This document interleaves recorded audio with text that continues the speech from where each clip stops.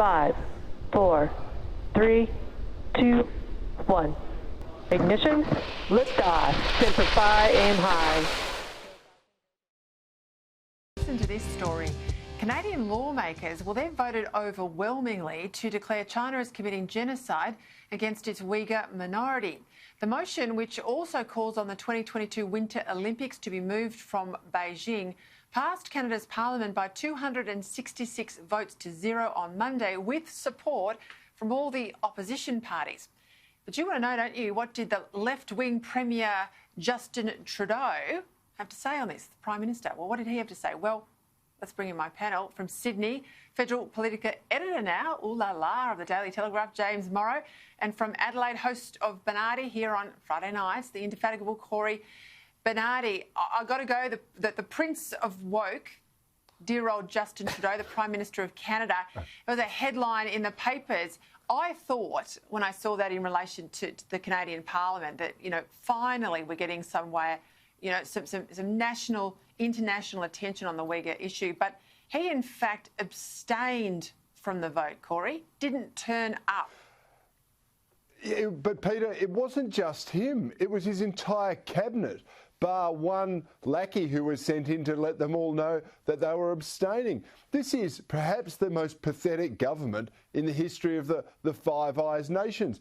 What is going on in China with the Uyghurs is an absolute disgrace. I think it is a blight on the rest of the world that we're not talking about it because we're too afraid to offend China. I remain less convinced about the Winter Olympics, but there are plenty of people out there who say we shouldn't participate in it because of the human rights abuses that are taking place over there. But that's a debate, I think, that's still ongoing. But it took the rest of the Canadian Parliament, not the Trudeau government, to show some spirit and some spine in these matters.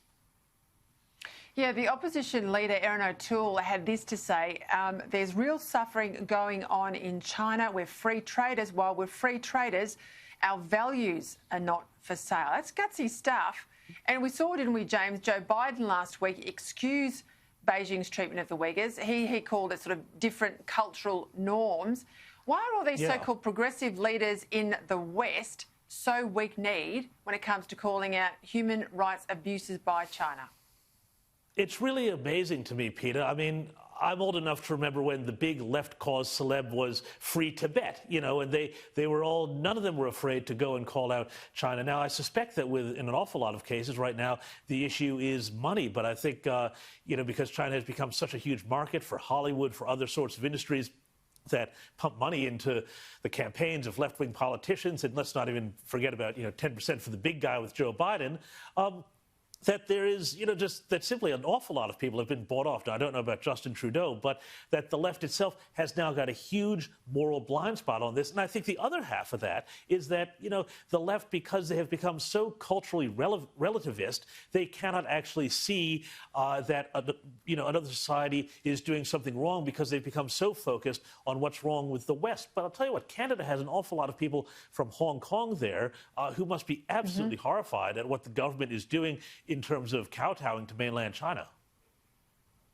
And look, it's emotion in the parliament. You know, they weren't putting sort of troops on the ground to defend the Uyghurs there, but it's a matter of principle. And clearly, in Canada, your principles can be bought. Merci d'avoir regardé la vidéo. Si vous l'avez aimé, mettez un pouce. Et si vous voulez faire partie de la famille cosmique, abonnez-vous. Si vous désirez nous soutenir pour notre travail, vous pouvez trouver le lien Tipeee en description. Merci, à bientôt. Bisous.